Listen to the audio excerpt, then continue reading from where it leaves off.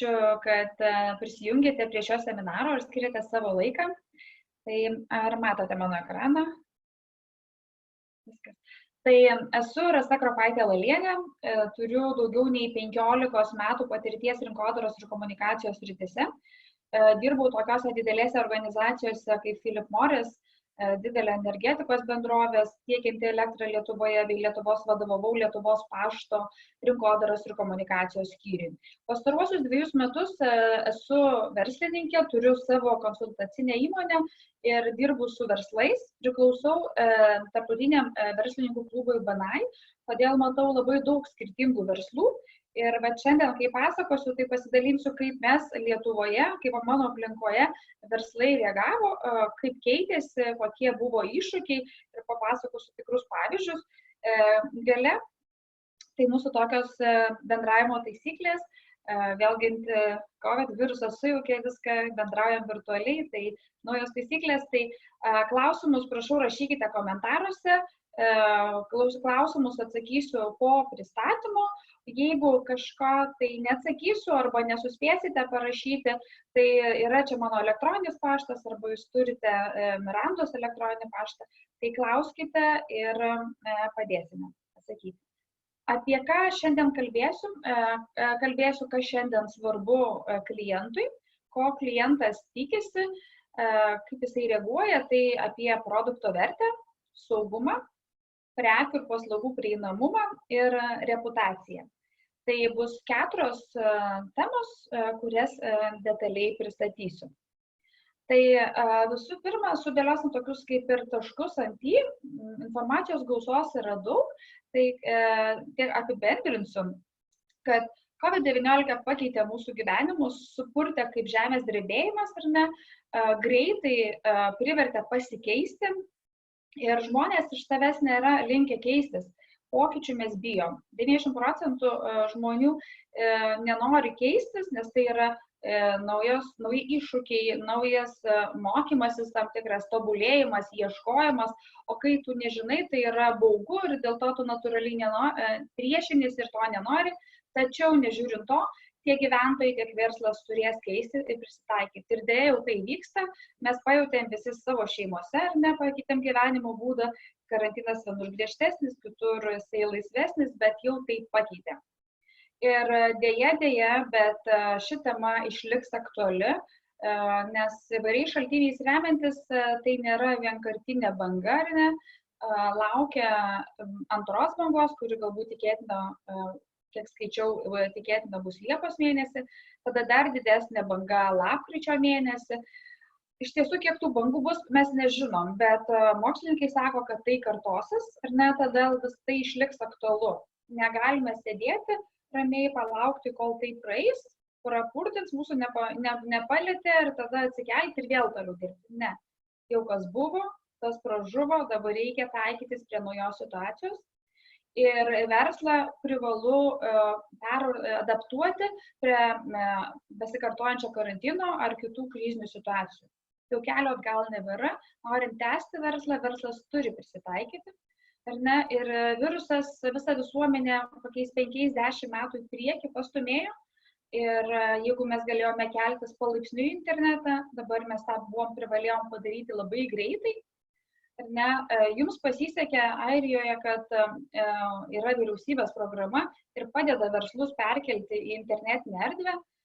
Lietuvoje to nebuvo, tik dabar pradeda šnekėti. Dauguma verslų jau įsikėlė arba dar keliasi, tai ta valstybės parama bus kaip ir nebepavėluota ir nereikalinga. Tai jūsų atveju tai tikrai labai gerai. Nes keičiasi, taip pat reikia pripažinti, kad keičiasi vartojimas. Vartojimas keičiasi, nes yra daug nežinomybės, žmonės pervertina iš naujo, ar man to produkto reikia, ar tos paslaugos man reikia, nes aš nežinau, kas bus su manim rytoj, ne, aš nebeišeinu arba mažiau išeinu iš namų. Ir tas, visai nesenai su kolegomis šnekėjom, kiek per tuos 2 mėnesius, kai Lietuvoje paskelbtas karantinas, ką naujo nusipirkom iš drabužių. Ir iš 10 kolegų tik tai viena nusipirko batus, kedus, kad galėtų sportuoti, o daugiau nebuvo poreikio. Tai keičiasi vartojimas ir tą reikia pripažinti ir tam pasiruošti. Ir kas yra gerai, tai kad laimi greitesni ir aš manau, kad šiuo atveju smulkus verslininkai gali greičiau adaptuotis, greičiau prisitaikyti prie situacijos, nei didelės korporacijos, kurias yra kaip Titanic apsukti daug sunkiau didelė. Ne? Tai reikia greitai reaguoti, daryti, geriau daryti ir suklysti ir pasimokyti, nei nieko nedaryti, nes COVID pakeitė mūsų gyvenimus ir jau žingsnio atgal nebėra, turime eiti į priekį. Toks bendras klausimas, kas moka darbo užmokestį? Buhalteris, įmonės vadovas, skyriaus vadovas, jeigu samdomas ar nesat, ar brigadininkas. O darbo užmokestį moka klientas. Ar ne? Klientas, rinkdamasis mūsų paslaugas, jisai moka mums darbo užmokestį. Tai ką mums daryti, kad gauti ar ne tą darbo užmokestį, kuo mes turime įtikti, kad jis nusipirktų mūsų produktą ir paslaugą, o tokiu būdu nusipirkdamas ir sumokėdamas už paslaugą ir produktą, jisai moka mums darbo užmokestį arba pajamas įmonei. Tai ką mums padaryti, kad įtikti klientui, kad jis tarp tos visos gausos pasirinktų mūsų verslą, mano verslą, jūsų verslą, ar ne? Kas svarbu tam klientui, kodėl jis turėtų pirkti ir kas šiandien svarbu, nes ar ne, vieni dalykai buvo svarbus iki karantino, kiti dalykai yra svarbus esant tai ypatingai situacijai. Tai šiandien labai svarbu produkto ar paslaugos vertė. Reiškia, produktas ar paslauga turi išspręsti tam tikrą problemą, suteikti tam tikrą vertę. Jau sakiau, kad per tuos 2 mėnesius nepirkom drabužių, ar ne, nes man gal jų neprireikia, bet galbūt aš pirkau tam tikrus vaistus, kaukės ar maistą, kuris man padėjo išspręsti mano šeimos problemas arba man sukuria vertę. Nereikėjo man namuose gamintis, nes pavargau 2 mėnesius gaminti ar ne, nusibodo tas pats. Tai maisto pirkimas galbūt išsprendė ir palengvino.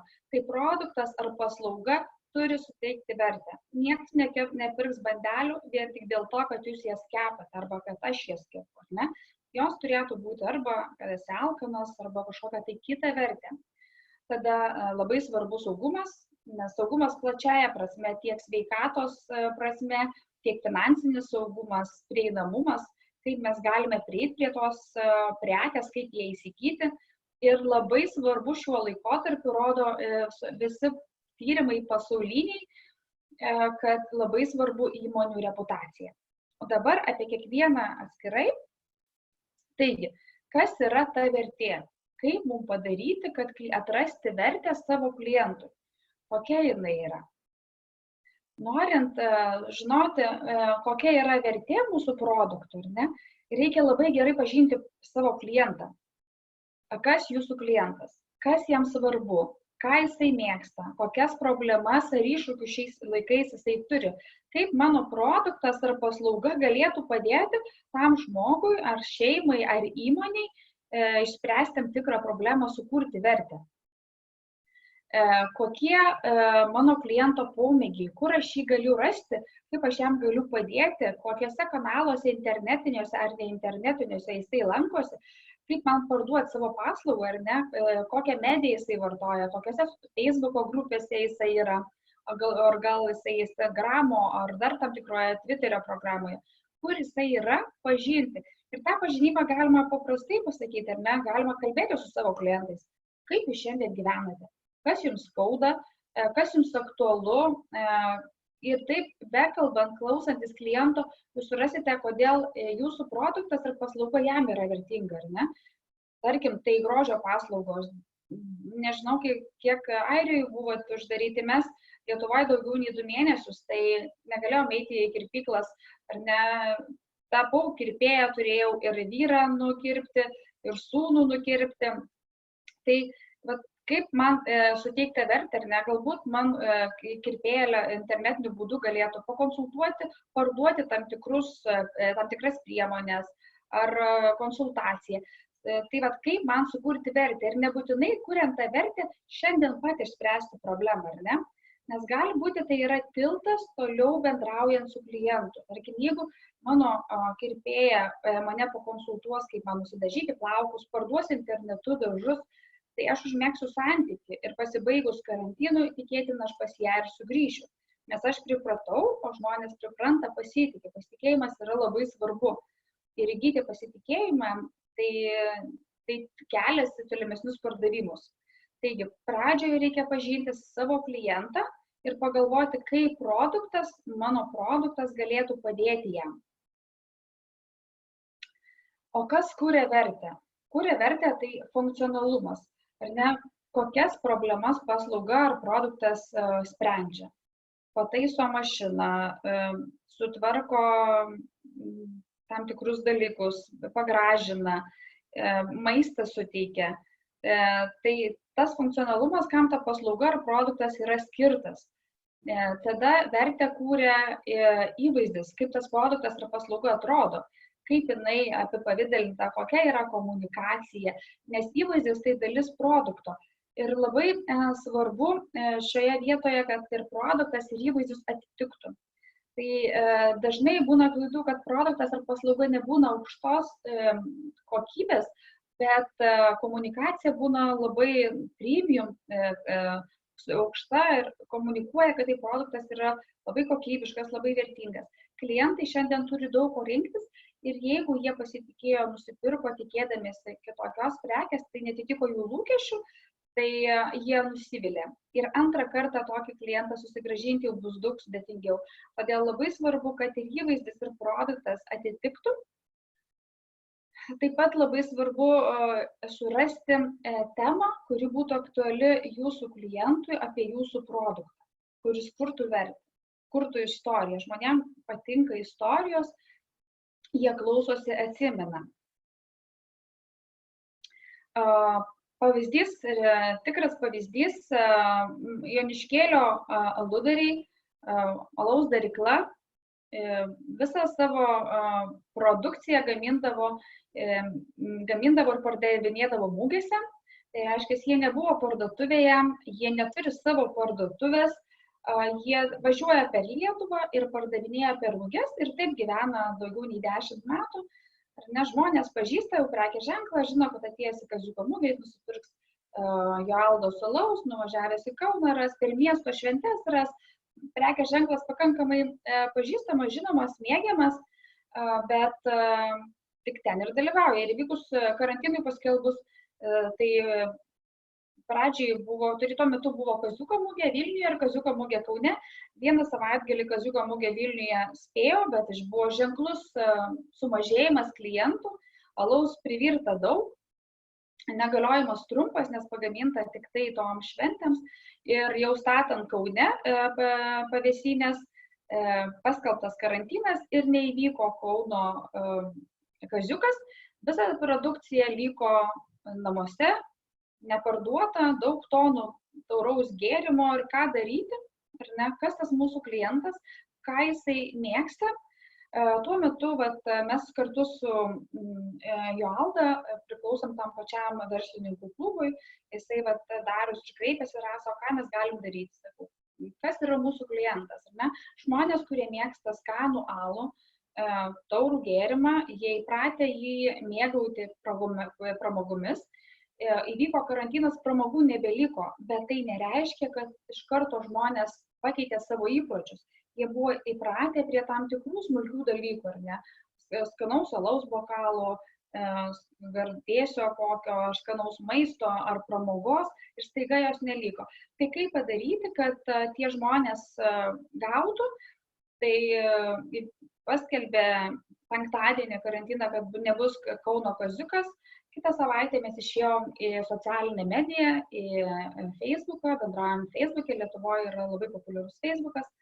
Ir per socialinę erdvę mes paskelbėm akciją, kad tai galimybė jums gauti alaus, mėgautis savo namuose, mėgstamų gėrimų. Ir visą mes kiekį pardavėm. Ir šita istorija tokia yra, sakyčiau, gal sėkmės istorija, nes vėliau kalbantis su kitais gamintojais, kurie ruošiasi taip pat Kaziuko mugei, kaip šakočių kepėjai, skruzdėlyno kepėjai, jie tą visą maistą išmetė. Jeigu dideli čili tinklai ar kiti tinklai persiorientavo, nuvežė į ligoninės, atidavė medikams, ar ne, tai mažesni neturėjo kur dėti ir gaila, daug maisto atsirado konteineriuose, kai tai yra negautos pajamos, bet patirtos sąnaudos. Tai šiuo atveju mes, žinodami savo klientą, pasiūlėme jam sprendimą pristatyti alų į namus be jokio kontakto. Taip, tai buvo sudėtingas savaitgalis, bet rezultatas geras, visa produkcija išparduota. Galbūt pelnas nebuvo toks didelis, kaip tikėtasi per Kaziuko mugę, bet tai vis tiek buvo pajamos, o ne nuostolis. Saugumas. Šiandien taip pat labai yra svarbus saugumas. Saugumas plačiaja prasme. Saugumas tai yra ir sveikata, kaip aš jaučiuosi ar ne, ar aš esu sveikas. Ir tas virusas yra toks apgaulingas, mes nežinom, ar mes esam saugus, ar mes galime ištiesti ranką, ar mes galime apkabinti kitą žmogų. Ar ne? Tai toks saugumas nežinomybė ir tai žmonės baugina. Ir saugumas taip pat ir finansinė prasme, nes ar turėsiu darbą, ar mano prekes pirks, ar mano paslaugos bus reikalingos. Ne? Tai klientai iš naujo pervertina tą saugumą ir per šį laikotarpį sako, kad kadangi prognozuoja, jog bangos kartosis viruso, o virusą gali suvaldyti tik tai skiepai, vakcinos, jos bus tik tai po daugiau nei metų, todėl visos valstybinės institucijos, verslo ir gyventojų dėmesys bus sutelktas į viruso suvaldymą, ar ne? Kaip gyventojai galvos, kaip man išlikti saugiam, kaip apsaugoti savo šeimą, verslas galvos, kaip saugiai parduoti, o valstybė kaip suvaldyti bendrą situaciją, kad galėtų kontroliuoti sergamumą, o esant užsikrėtusiems galėtų tinkamai suteikti tinkamą. Šiuo laikotarpiu labai svarbus finansinė, tikrai daug gamyklų pradėjo stabdyti savo veiklą, smulkus sektorius, ypač apgyvendinimas, turizmas patyrė didelį sukrėtimą, ar ne, nebeliko klientų visiškai, kaimo turizmai, kur buvo išparduota turistams atvykstančiams vasarą, visi užsakymai yra atšaukti, visos vestuvės atšauktos. Tai daug žmonių ir daug šeimų finansiškai jaučiasi nesaugus. Ar ne, tai aišku, jie ir mažiau vartos. Jeigu jie kažką tai pirks, kažkokias paslaugas, tai atidžiau galvos, ar aš galiu sau leisti, ar man šiandien to reikia. Taigi, klientas naujai vertina poreikį pirkti. Ar galiu sau to leisti, bet ar man to tikrai reikia, ar aš saugus dėl savo šeimos ateities rytoj. Todėl galvojant, kaip parduoti produktą, reikėtų vėlgi galvoti, kaip sukurti tą vertę ir išspręsti saugumo klausimus. Ne tik saugumas, tarkim, kaukių pardavimai išaugo Lietuvoje, kur žmonės pradėjo siūti, tai toks tiesioginis saugumas, bet kitas yra saugumas, tai saugus apsipirkimas, nes žmonės taip staigiai nepakeis įpročių. Tiek jie turės valgyti, jie norės susišokuoti ar nusipirkti, ar ne, tai svarbu tas saugumas, kaip jūs ar mes parduosime savo produktus, kaip saugiai ar ne, kiek saugi fizinė vieta, ar tai yra internetinis kanalas. Tai saugumas yra labai svarbu ir gyventojai, tiek ir jūs tikriausiai, kai klausėt savo klausimą, ar tai saugu, papildomos priemonės, kaip apsisaugoti, yra ypač aktualu. Todėl pagalvokite apie savo produktą ir apie saugumą. Pavyzdys, kaip saugiai mums parduoti, ar ne, nes produktas kažkokių tiesioginių saugumo priemonių neįsprendžia klausimų, tarkime, kaip kaukės, ar ne, ar pirštinės, ar dezinfekcinis skystis, tai tiesioginė prasme saugumo neįsprendžia, bet įprotis atsigaivinti, jisai išlieka. Ir namuose būnant vis tiek norisi iš tam tikros pramogos. Tai mūsų klausimas buvo, kaip saugiai pristatyti, kad nebūtų kontaktų ar ne, ir kaip saugiai gyventojai galėtų nusipirkti arba parduotuvės nusipirkti. Kaip minėjau, iššūkis buvo, kad nebuvo jokio pardavimo kanalo, tik mugės. Tai darėme dviejomis kryptimis. Viena kryptimi bendravo tiesiogiai su socialinė medija, su savo klientais, auginame juos, vežėm jiems į namus, palikdavom saugiai, o kitas koncentracija buvo kėlėmės į internetinę erdvę. Kiekviena įmonė privalo turėti tam savo pardavimo vietą, ar ne? Toliau šnekėsiu, kad, tarkim, yra fizinė vieta, buvom pripratę, tada internetinė erdvė. Jalda neturėjo internetinės erdvės, kur galėtų parduoti, tai visas buvo koncentruota pasidaryti savo parduotuvę ir taip pat vien savo parduotuvės neužtenka, ar ne, nes reikėtų daryti plačiau, kur dar galėtume.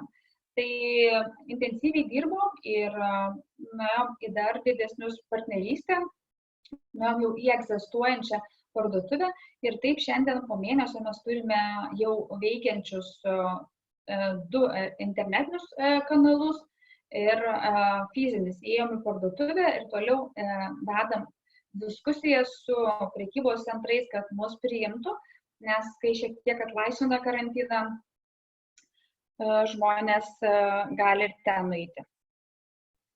Tai mes pagalvojam, kadangi to tiesioginio saugumo negalime spręsti, bet galime saugiai parduoti ir taip atitikti savo klientų lūkesčius, ar ne, pasimėgauti alumi. Taip. Kitas labai svarbus dalykas yra prieinamumas. Ar ne, jei produktai sukūrėt vertę ir klientas abejodamas šią ypatingą situaciją, galvodamas, ar man reikia, visgi galvoja, kad man reikia to produkto, jisai yra saugiai, tai kaip man jį įgyti. Ir čia labai svarbu, kad būtų tai lengva, tas procesas būtų lengvas, kad būtų galima lengvai nusipirkti. Vienas yra fizinė parduotuvė ar fizinė teikimo vieta, kur ilgainiui taip ir dauguma gyveno verslų, turėjo tam tikrą fizinę vietą, kur atėjęs klientas galėdavo nusipirkti. Tai dabar ta fizinė vieta, jeigu galima, ji turi būti parengta saugiai, kad toliau galėtų funkcionuoti, jei karantinas nedraudžia. Kitas kanalas yra internetinė sava parduotuvė. Nes visada rekomenduojama turėti savo parduotuvę arba savo internetinį kanalą, kur jūs kaip šeimininkai galite kurti savo produkto istoriją. Kur galite dėti, ką norite apie savo produktą, galite dėti nuotraukas, atsiliepimus. Ar ne? Tai yra vieta, kur klientai atėję gali rasti apie jūsų informaciją, gali rasti jūsų kontaktus, gali jūsų paklausti. Ir čia jums tikrai pasisekė, kad pasikartosiu, kad jums valstybė remia ir galite susikurti savo internetinę pardavimo vietą ar reprezentavimo vietą, kur galėsite bendrauti su klientais ir formuoti savo produkto ar paslaugos įvaizdį. Kitas kelias taip pat yra internetinė partnerių pardavimo vieta, ar ne? Visada gerai partneriauti ir nueiti, tarkime, daržovės su gėrimais ar ieškoti kava su bandelėmis, ieškoti partnerių, kur kartu galėtume daryti. Ir tai yra todėl, kad rinkodara ir komunikacija bus pigesnė, nes praplečiat klientų ratą. Ateinate ten į tam tikrą partnerių vietą, kur jau yra tam tikras vartotojų skaičius, jie jau ten lankosi, ar ne, ir jūs atnešate su savo produktu. Žinoma, tai labai svarbu aptarti ir sąlygas, kiek dėmesio skirs, kiek rinkodara jūsų skirs, ar jūsų produktas bus matomas, kaip galėsite bendrauti su klientais, bet eiti į partnerystę tai yra gerai, nes tai praplečia klientų ratą, lengviau užaugina potencialius klientus. Pasiekiamumui taip pat labai svarbu, jeigu internetu užsisakė, ar ne, tai atsiėmimo vieta, kaip tą produktą, ar jisai nuvažiuoti turės ir pasiimti, ar ten bus viskas saugu, ar vieta bus steriliai įrengta, ar galės išsimti, išlikti. Tai tarkim, karantino atveju IKEA Lietuvoje pardavinėjo internetu, bet organizavo tą fizinę atsiėmimo vietą. Ir kadangi taip staigiai, neplanuotai visi pradėjom dirbti iš namų, man irgi pritrūkau stalo ir reikėjo stalo, tai buvo tikrai tokia maloni patirtis, kai net nemaloni, sakyčiau, labai keista, kai tu atvažiuoji, langas uždarytas, pro langą parodai telefone užsakymo numerį, atveža vežimėlių, dezinfekuoja, atsitraukia nuo mašinos ir parodo ženklą, kad jau gali pasiimti. Tai tas saugumas yra labai svarbu, ar ne? Tai jeigu, tarkime, nusprendžiate, ar yra fizinės atsiejimo vieta, tai apgalvoti, kaip tai bus daroma, ar tai užtikrins visus saugumo kriterijus. Na ir kitas dalykas tai yra pristatymas į namus. Ne, ar jūs patys pristatinėsit, kaip mes pradiniai stadijoje su Alumijo Alda pirmą savaitę patys pristatinėjome, koncentravom tam tikromis dienomis Vilnius, Kaunas, Klaipėda, Šiauliai ir vežėme patys, ar ilgainiui susidėliojus procesam turėsite pristatymo partnerį. Ir pristatymas į namus irgi yra labai svarbus tiek pasiekimumo prasme, tiek ir reputacijos prasme. Tai truputuką apie tai vėliau papasakosiu. Tai jeigu nusprendėte, dar neturite internetinės pardavimo vietos ir nusprendėte, kad tai man puikia galimybė, kadangi gaunu finansavimą ir kelio atgal nėra, vis tiek būsiu priverstas keltis internetą, nes kai kalbėjau, viskas keičiasi ir visuomenė keliasi į internetą, tai jeigu manęs nebus internete, manęs visai nebebus. Ar ne? Tai nusprendus susikurti savo svetainę, ar tai internetinę parduotuvę, ar tik tai savo svetainę, kurioje jūs galite pristatyti, parašyti istorijas, dalintis klientų atsiliepimais. Dar kartą svarbu išsiaiškinti, kas yra jūsų tikslinė auditorija, koks jos poreikis, nes pagal tai toliau kursite svetainę. Kai žinosite, kas yra jūsų auditorija, bent norima auditorija, nes kartais gali būti taip, kad jūs turite vieną klientą, bet norėtumėt kito kliento, ne? Tai žinodami, ko jūs norite, rekomenduojama atlikti vadinamą SEO tyrimą, tai paprastai kalbant, sužiūrėti, kaip žmonės internete ieško jūsų paslaugos ar produkto. Kokiais raktažodžiais naudojasi, ar ne?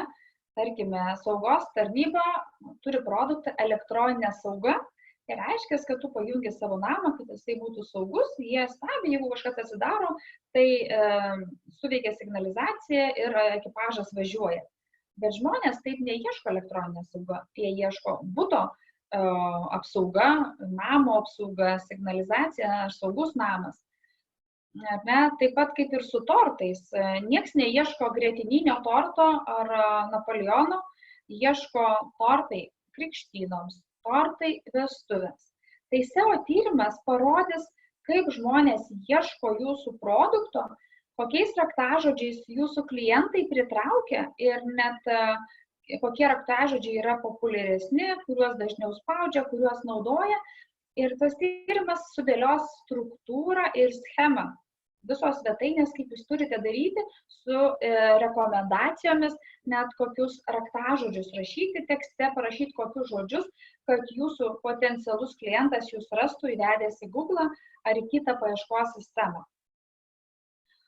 Kitas kelias atlikus tyrimą, reikia apgalvoti ir susidėlioti, susiplanuoti kitus veiksmus, kurie yra labai svarbus ir kūrė vertę arba reputaciją jūsų produkto ar paslaugos.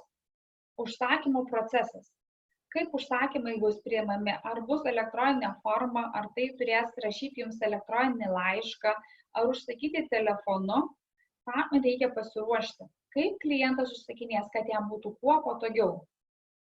Koks bus apmokėjimo procesas, ar ne, ar bus susijęta su bankais, ar išankstinė sąskaita. Turiu vieną klientę, kuri visada sakydavo, aš noriu, kad man tiesiogiai bendrauti su klientu, padaryk tokią svetainę, kad būtų sąskaita, paliktų savo kontaktus, aš susisieksiu su klientu ir aš išgirsiu, ko jisai nori ir aš jam daugiau ką nors parduosiu. Ne? Ir mes paskutiniu metu nagrinėjom ir šnekėjom tiek su SEO specialistais, kad tai yra didžiausia klaida, nes pasaulis pakeitė žmonės, bet vien Lietuvoje 30% gyventojų per karantiną per tuos 2 mėnesius pirmą kartą pirko internetu. Tai trečdalis Lietuvos buvo priversti pakeisti savo įpročius ir pirkti internetu. Ir ką rodo tyrimas, kad žmonės įprato, kad procesas būtų labai lengvas, lengvai užsakomas ir lengvai apmokamas. Todėl mano rekomendacijos būtų iš karto susijęti su mokėjimo institucijoms, kad jūsų klientas lengviau nusipirktų ir net mestų jūsų arba nepaliktų užsakymo, nepabaigto krepšelio. Taip pat labai svarbu, kuriant parduotuvę, pagalvoti, koks bus pristatymo procesas. Nes žmogus pirkdamas paslaugą ar produktą, jisai paslaugą vertina kaip visumą, kaip produktą, ne su pristatymu.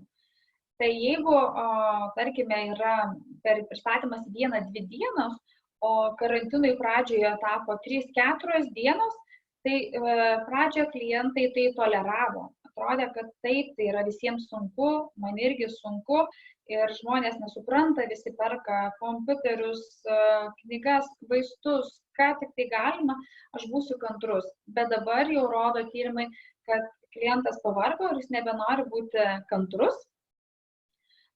Todėl labai svarbu pasirinkti tinkamą pristatymo partnerį, kuris nurodytais terminais ir pristatytų, nes tai formuos jūsų teigiamą patirtį, jūsų klientų teigiamą patirtį. Ir va čia prieinam prie klientų aptarnavimo. Jeigu pagalvokit, koks bus klientų aptarnavimas, ar svetainėje įdėti susirašinėjimo langą, kur iš karto galima bendrauti sveiki, ko galėčiau jums padėti, ar palikti telefoną. Tada reikia pagalvoti, ar bus žmogus, kuris visą laiką atsakys, ar ne, ar bus, kuris, tarkim, darbo valandomis tik tai, darbo dienomis, o gal, kai yra internetinė prekyba, dar pakeitė ir darbo laiką, nes žmonės įprato ir po darbo užsisakinėti, ir savaitgaliais, ar ne, kai negali išeiti, yra internete pamato reklamą arba kažko tai, pamato, ko trūksta namuose ir ne jie perka, tai apgalvoti, koks bus kliento aptarnavimas, tai kiek laiko atsakysim. Jeigu savaitgaliais neatsakinėsim, tai tada aiškiai parašyti, kad dirbame darbo valandomis. Ir aš kartu apgalvoti, kaip valdysime klientų patirtį, nes tai yra labai svarbu, kaip jisai jaučiasi, kaip jam patiko pirkimo procesas ar nepatiko paslauga, nes tai reiškia, jis ateis arba neateis. Ir tada jau turėdami visą informaciją, žinodami savo klientą, žinodami, kaip jisai ieško internete, kokiais žodžiais, susidėlioja visą procesą, jūs jau galite kurti internetinę svetainę. Sukūrus internetinę svetainę yra labai svarbu, kad tai nėra išgelbėjimas. Tai yra žingsnis į priekį, tikrai tai proveržis, bet tai nėra išgelbėjimas. Didžioji dalis laukia ateityje, tai svetainės viešinimas, nes reikės dirbti ir auginti savo klientus.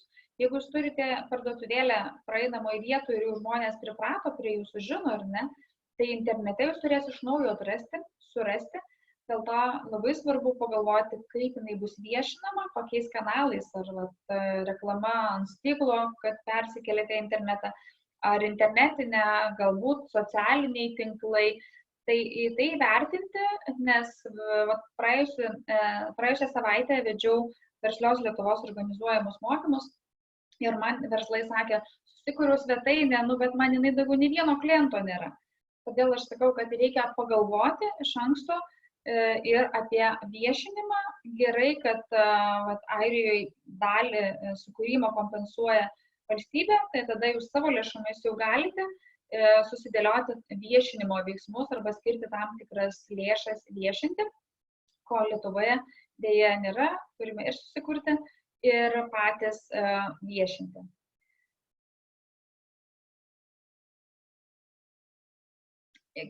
Patirčių valdymas yra labai svarbus, nes šiandien mes visi, klientų patirčių valdymas, nes šiandien mes visi esame kaip ir televizijos ar transliuotojai kanalai, ar ne, visi turime teisę ir galimybę pasakyti savo nuomonę.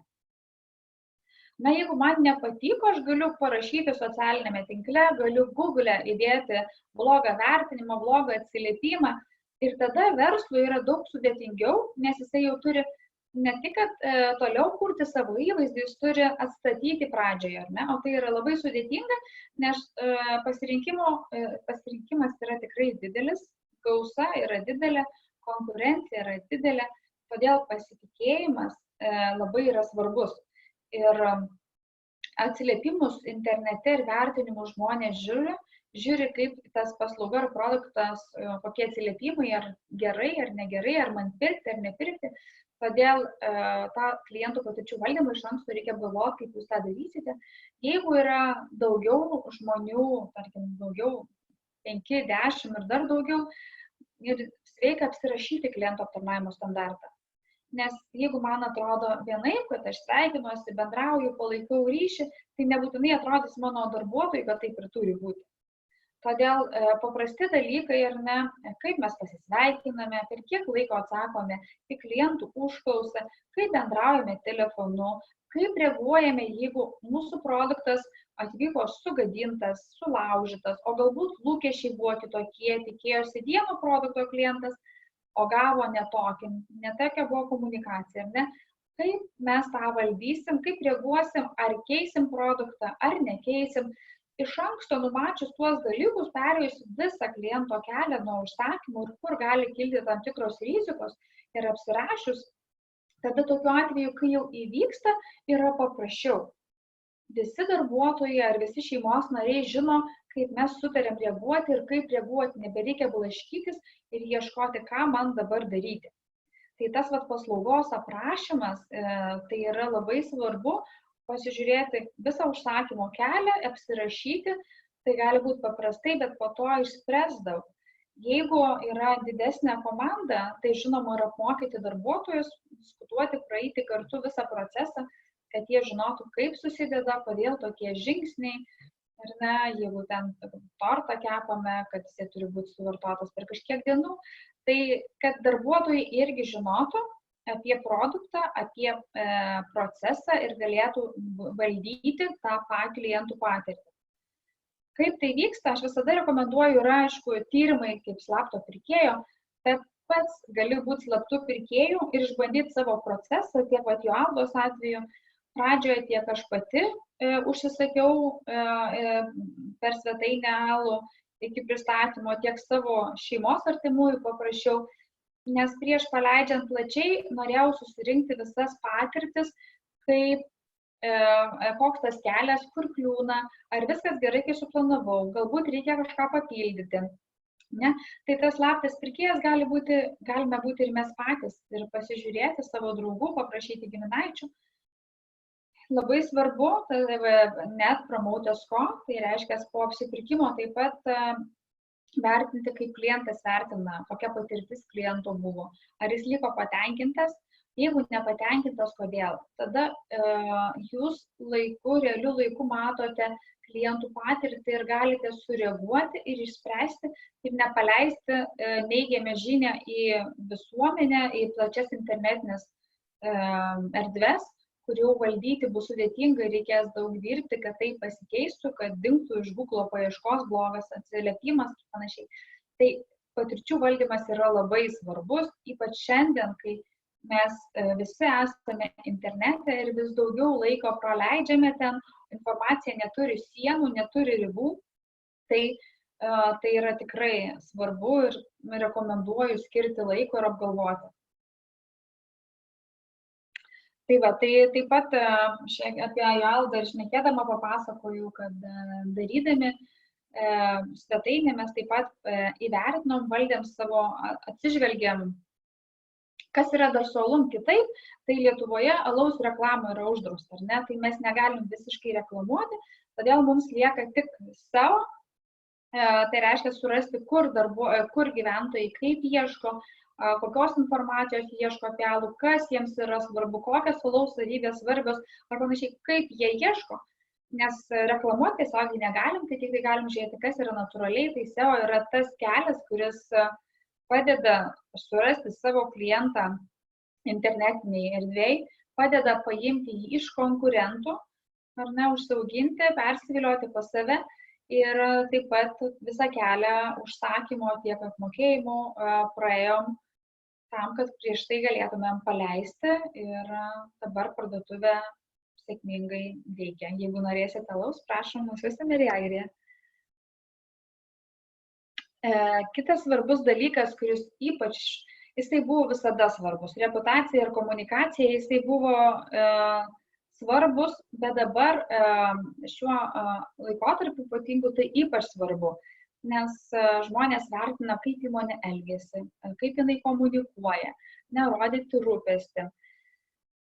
Todėl labai svarbu nepamiršti komunikuoti ir kurti savo reputaciją, savo įvaizdį, nes, kaip rodžiau, tai yra 4. dalis, kur labai svarbu, ne, kai jau žinai, koks yra tikslinė auditorija, kaip mūsų produktas galėtų jai padėti, kodėl jisai galėtų pirkti tą produktą ar ne, jisai yra pakankamai saugus ar pardavimo prasme, ar sprendžia tam tikras sveikatos ar saugumo problemas, tada kaip jį įgyti, nes taip svarbu ar ne, taip pat ir svarbu reputacija. Tai labai svarbu žinoti, kas yra klientas, koks jo poreikis, nes tai komunikacijoje toliau reikės skleisti žinią ir žinoti, kodėl, kas svarbu klientai, kodėl svarbu rinktis būtent jūs, kuo jūs esate išskirtiniai, kodėl jūsų produktas yra išskirtinis, kodėl būtent jis, o ne kitas. Labai svarbu, kad žinia būtų natūrali, kad nebūtų melo, nes vartotojai ir klientai yra protingi, atsirenka ir nemėgsta apgaulės. Tai labai svarbu komunikacijoje yra natūralumas ir tikrumas, nes nuoširdumas tiek gyvenime paperka, tiek ir internetiniai erdvėjais labai yra svarbus ir komunikacijai. Komunikaciją galima skelti į 2 dalis ir pati svarbiausia mano supratimu ir aš tikrai tuo tikiu, ir tai auga, tai yra vidinė komunikacija. Kadangi konkurencija yra didžiulė, žmonės renkasi pagal patirtį ir patirtis yra geriausia iš darbuotojų. Tai jeigu jūsų darbuotojai yra laimingi ir jie skleidžia žinią, jie yra jūsų pardavėjai ir jūsų varomoji jėga, tai taip pat gali būti priešingai. Jeigu jūsų darbuotojai nėra laimingi, realus atvejis iš realus verslas, parduotuvė, žmogus turėjo būti saviizoliacijoje, sako, kad darbuotoja pasakė, kad jis nebuvo saviizoliacijoje, paskleidė žinią ir ką jūs galvojat, niekas neėjo 2 mėnesius į tą parduotuvę.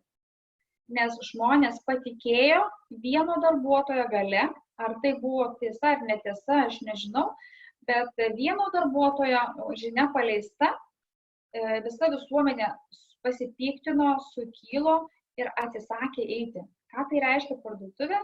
Mažas smulkus verslas prarado visus, ne visus, bet 80% pajamos krito, dėl to, kad socialinėje erdvėje pradėjo skleisti žinia, o kai žinia neva paleido darbuotojas, dirbantis toje parduotuvėje.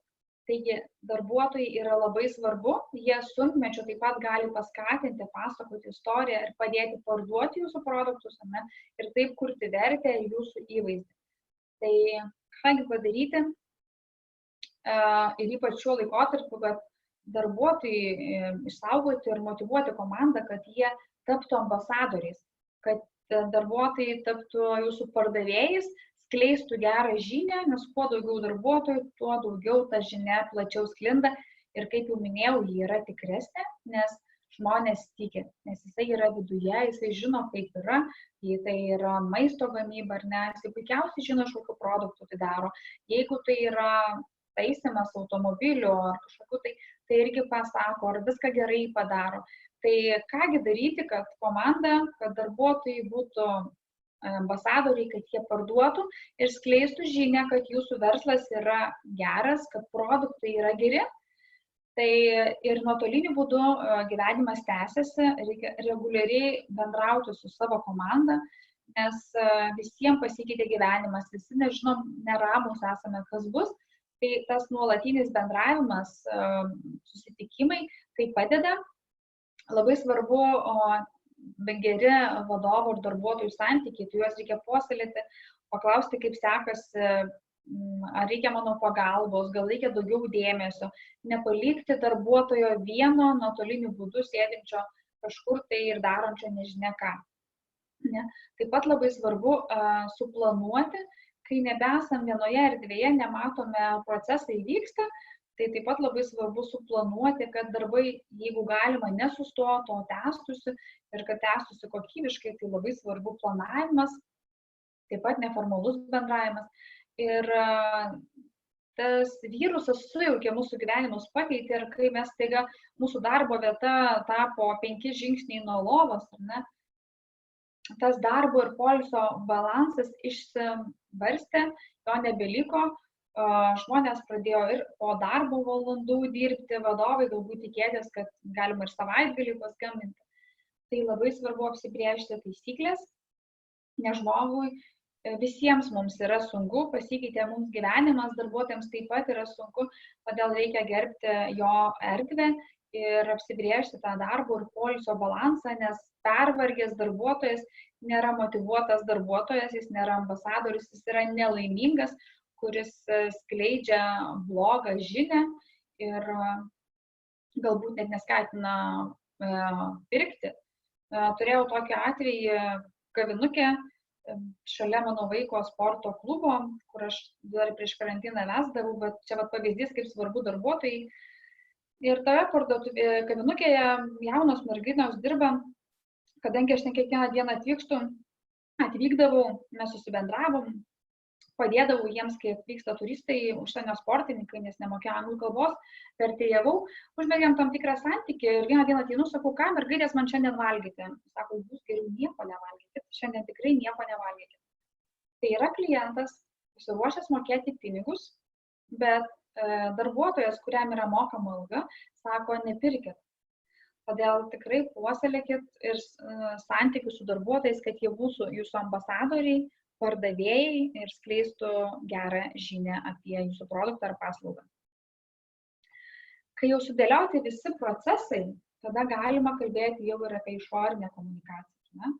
Suradom, žinom mūsų klientą, žinom, kas jam svarbu, kaip mūsų produktas ar paslauga gali prisidėti prie jo saugumo, mūsų produktą lengva įsigyti, procesas yra sudėliotas,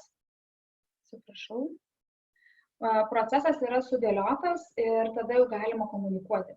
Nes komunikuoti visada rekomenduoju tuomet, kai yra viskas tvarkoje. Kol procesai nėra geri, negalima komunikuoti, nes tai gali pakenkti, nes paleisi žinią, o procesas ar produktas neveikia. Todėl prieš leidžiant reikia atlikti tam tikrus namų darbus, kuriuos jau paminėjau anksčiau, ir tik tada komunikuoti. Kas čia svarbu? Kai jau ir kalbėjau visą tą laiką, tai kad auga interneto vartojimas. Ir mes visi keliamės į internetą su visais skaitmeniniais formatais, ne? Su video, nuotraukom, tekstais, visokiais bendravimo platformom, zoomais, teamais, eina visi į internetą, ar ne? Tai mūsų tikslinė auditorija yra internete. Todėl rekomenduojama ir komunikaciją nukreipti į internetinius kanalus, nes ten yra mūsų klientas. Vėlgi surasti tą temą, kaip mūsų produktas ar paslauga gali būti naudingi klientui ir tą žinią komunikuoti. Daugelis klinikų Lietuvoje per šį karantiną, kai negalėjo lankytis pas medikus, ką jie pradėjo daryti, ar ne, jie iškeldavo tam tikrą problemą sveikatos ar skausmo ir konsultuodavo, kodėl taip yra, ką reikėtų daryti, nuo ko tai galėtų būti. Ir kaip ir fizinė vieta žmogus negali atvykti, bet jisai gauna informacijos šaltinį ir taip yra užmezgamas santykis. Ir vieną dieną, kai karantinas pasibaigs ir sąlygos sulėtės, jau bus santykis tarp mediko ir paciento. Nors jau girdėjau, kad atsirado, kad internetu tiesiog konsultuoja medikai ir pardavinėja tą paslaugą. Ta puikiai pradėjo daryti teisininkai, tiesiog duoda rekomendacijas, bendrauja, užmezga kontaktą ir ateityje, kai jau pasibaigs, bendrauja, arba net ir karantino metu. Taigi, komunikuoti ir palaikyti ryšį su klientais. Blogiausia, ką gali padaryti verslas, tai nustoti bendrauti su savo klientais. Nes konkurencija didelė ir po karantino jūsų klientai gali nebeatsiminti. Todėl labai svarbu palaikyti ryšį ar internetu, ar elektroniniu paštu, ar telefonu, ar per socialinę mediją. Leisti priminti apie save, kad nepamirštų jūsų, kad žinotų, kokie jūs esate, kokie produktai, kodėl jie yra kitokie, kodėl verta pirkti. Tas bendravimas nuolatinis yra labai svarbu. Ir auga įvaizdžio ir reputacijos svarba. ar ne, visi pradeda žiūrėti, kaip ta įmonė elgėsi, ar jinai sąžininga, ar jinai tvarkingai elgėsi su savo darbuotojais, ar atleido per karantiną, ar neatleido, ar atleido sąžiningai, ar nesąžiningai. Ta reputacija, nes mes visi pradedame vertinti per savo prizmę, ar ne, kaip elgėsi, ar aš norėčiau, kad su manim taip elgtųsi. Ir ta reputacija yra labai svarbi. Tai jeigu turite pavyzdžių, gerų pavyzdžių, ar ne, jeigu jūs darbuotojai laimingi, tegu šneka, nes tai kuria vertę jūsų kaip įmonės, jūsų kaip produkto. Ir žinoma, pasiruošti komunikaciją adaptuoti kriziniai situacijai. Nes tų krizinių situacijų tikrai bus, jeigu karantinas ar tos viruso bangos kartosis, tai jų bus. Taip pat bus, jei produktas atvažiuos nelaiku, neatvažiuos, bus sugadintas, apmokėjimas neįvyks, jų bus. Tai reikia iš anksto apgalvoti, kokios gali būti krizės, kaip aš reaguosiu, jei Google parašys, jeigu klientas man paskambins ir pasakys, kad bloga prekė, ar net pasiruošti iš karto kriziniai situacijai ir įvykus kriziniai situacijai bus lengviau ją suvaldyti ir formuoti įvaizdį tokį, kokį norite, o ne tokį, kokį klientas formuoja. Ne? Tai norint, kad klientas pirktų, reikia suformuoti nuomonę, kad jūsų produktas atitinka jam, kad jam jo reikia ir jūs turite formuoti, kokį jūs norite, kad jis matytų. Tai svarbu išvelgti tuos dalykus, reguliariai komunikuoti. Žinoma, nereikia persistengti, nereikia, jeigu neturite ką pasakyti, tai geriau nesakyti, nes eteris yra brangus, žmonės nori skaityti turinį ir jeigu tik dėl to, kad rašyti ir dėti, pirkite mane, tai niekam nebeįdomu. Ta, kai pradės scrollinti ir nebekreips dėmesio ir jūs prašėte ryšį, tai reikia prieš komunikuojant pagalvoti, ką aš noriu pasakyti, kodėl klientui tai turėtų būti svarbu, kaip man pasakyti, kad jį sudominčiau. Tai. Na ir pabaigai, tai kas yra be galo svarbu, ne, tai rezultatų matavimas. Ir yra tokie ciklai versle, valdymo ciklai ir funkcijos pradžioje susiplanuoji, sudėlioju kaip ir planą, kas yra svarbu, nuo ko reikėtų pradėti daryti, tada jau turint tą planą pradėti daryti, o padarius būtinai reikia pamatuoti. Ir jeigu tai neveikia, koreguoti. Pamatuoti pradžioje tiek, ar veikia funkcionalumas, po to pamatuoti, ar klientus tai pasiekė, ar klientai liko patenkinti, ar pataikėm tai, ko jiems reikia. Jeigu nepavyko arba rezultatai netokie, kokie norime, tada reikia koreguoti ir vėl planuoti, daryti. Ir nepamiršti to ciklo, neužsifokusuoti arba nesustoti ties darymu ir neįsivertinant, ar aš gerai darau, ar klientui to reikia, ar jis patenkintas, ar tikrai jisai perka iš manęs, gal aš galėčiau dar kažką pasiūlyti. Tai nesustoti ties darymu, o visada matuotis. Matavimo galimybių yra pilna, ar ne, čia tiek finansinius rezultatus galima matuoti, klientų pasitenkinimą visokiais pjūviais, rinkos pokyčius, ar padidėjo, ar sumažėjo, darbuotojais, tvarumu. Yra begalė daug, tačiau tikrai neverta jų visų. Kiekvienas verslas pasirenka, kas jiems yra svarbu, ką jie nori matuoti ir ne. Mano rekomenduojami yra 3 dalykai. Pradžiai tai žinomumas. Einant į internetinę erdvę, tai yra labai paprasta jį matuoti, ar ne, jeigu anksčiau leisdavai per televiziją, kad žinomumą, tada daryti tyrimus, ar tikrai žino, ar nežino. Tai internetinė erdvė yra labai paprasta matuoti žinomumą, tai yra pasiekiamumas ir įstraukimas, tas reachas ir engagement. Tai tie rodikliai parodo, reachas, jeigu įdomu, kiek pasiekė, o jeigu yra įsitraukti, tai reiškia, kad jūs pataikėte su savo žinutė, jūsų turinys ir produktas, komunikacija, viskas bendrai yra teisinga ir žmonėms tai yra aktualu, jie įsitraukia, jie dalinasi ir toliau skleidžia žinią.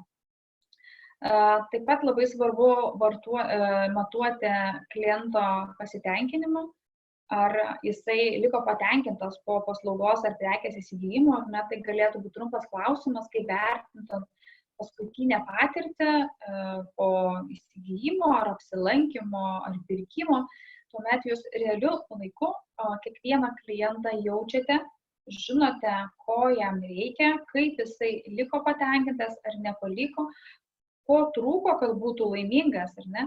Nes viso to yra svarbu, kad jisai klientas būtų laimingas ir ateityje jūs rekomenduotų kitiems. Todėl tas pasiklausimas, ar tiko mano paslauga, tai yra jūsų žingsnis į priekį, tai klientai tampa jūsų ambasadoriai, kurie už jūs pardavinėja, jūsų paslaugas pardavinėja už jūs. Tai pagalvokit, jeigu visi jūsų klientai taptų jūsų nemokami pardavėjai, tai pardavimai tikrai ženkliai išaugtų, ar ne? Tai va ir dirbkim dėl to, kad klientas išėjęs būtų laimingas, kai jisai laimingas, jisai skleidžia žinią toliau. Ir tada klientų ratas, ta rinkodara tampa nemokama vien per stebėjimą kliento patirtį. Ir žinoma, galiausiai, kuris yra svarbiausias ir dėl ko mes visi verslai dirbam, verslai yra tam, kad uždirbti, ar ne, tai jei teisingai dirbi, klientas yra patenkintas ir kiti procesai gamybos sudėlioti, tai tą taip pat svarbu žiūrėti tam tikslus, rezultatus finansinius, ar pavyko pasiekti, ar nepavyko. Tai mano rekomendacijos 3 paprasti matavimo rodikliai, kurie pasakys, ar teisingai judate pasirinkta kryptimi. Ir kas yra viso to gerai, kad šiandien internetinėje erdvėje tu gali labai greitai reaguoti ir greit pasikeisti.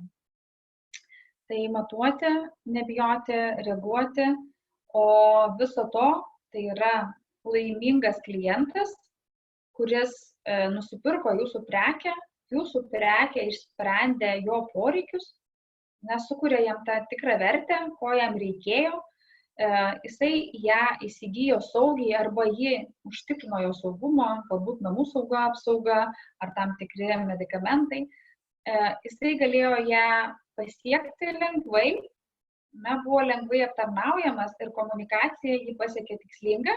Jis yra dabar laimingas ir yra jau jūsų pardavėjas, kuris eina toliau ir skleidžia gerą žinią ir, žinoma, grįžta pas jūs toliau pirkti. Tai linkiu jums visiems laimingų klientų, kurie taptų ir jūsų ambasadoriais ir skleistų žinią apie jūsų paslaugas ir produktus. O dabar tada, jeigu galim eiti prie klausimų.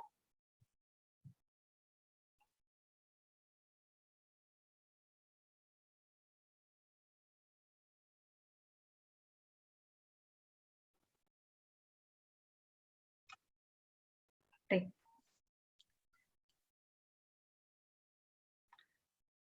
Jeigu turite klausimų, matau, yra pokalbyje, galima. Įdomu pasiklausyti, bet nebeturiu laiko. Tai įrašas, Miranda sakė, susisieks su klientais, ar ne, ir pasidalysit? Taip, aš jau atrašiau klientui, visiems bus išsiųstas įrašas, viską pabaigoje paaiškinsiu. Parašykit, kurie turit klausimų kokių nors, jeigu ten gyvi esate nuo pusė ekrano. Tiesiog esu tikra, kad iškilo klausimų kažkokių. Man tai iškilo daug idėjų, klausant tavęs, labai ačiū. Ir už ką tikiuosi, kad tai bus naudinga?